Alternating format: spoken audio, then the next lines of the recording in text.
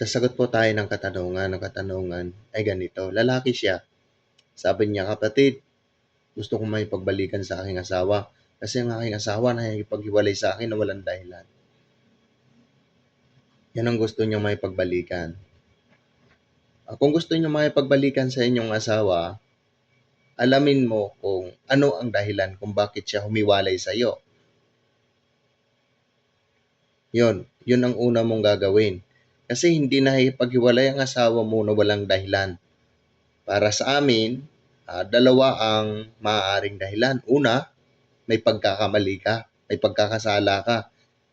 Sa pangalawa naman, maaaring ayaw na ng asawa sa iyo dahil may gusto na siyang iba. Yon ang mga rason na nakikita namin. Kung sa una, kung nagkasala ka, na-realize mo sa puso mo, nagkakasala ka, humingi ka ng tawad sa asawa mo. Pumunta ka sa kanya. And then, kung hindi ka patawarin ng asawa mo, okay lang. Kung patatawarin ka naman, ayos. And then, after nun, hingi ka ng kapatawaran din sa Diyos. Kasi ang Diyos ang naglilinis ng ating kasalanan. So, after nun, ipakita mo naman sa asawa mo na nagbago ka na. Baka sakali na kayo ay magbalikan pa. And then kung doon naman sa pangalawang rason na nakita namin na ikaw, yung asawa mo ay iniwanan ka dahil may gusto na ng iba, pabayaan mo na lang. Oo. Pabayaan mo na lang na lumigaya siya doon sa bago niyang kinakasama. Pag nakita mo na ayos na ang kanilang buhay, huwag mo silang patayin.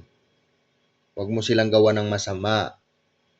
Hayaan mo ang Diyos ang gagawa ng ganti para sa iyo.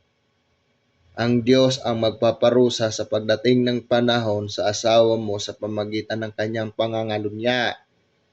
Hayaan mo siya. And then yun nga, magmasid ka na lang and malaman mo na ang asawa mo, ayos na ang buhay, may anak na siya ng bagong kasama mo.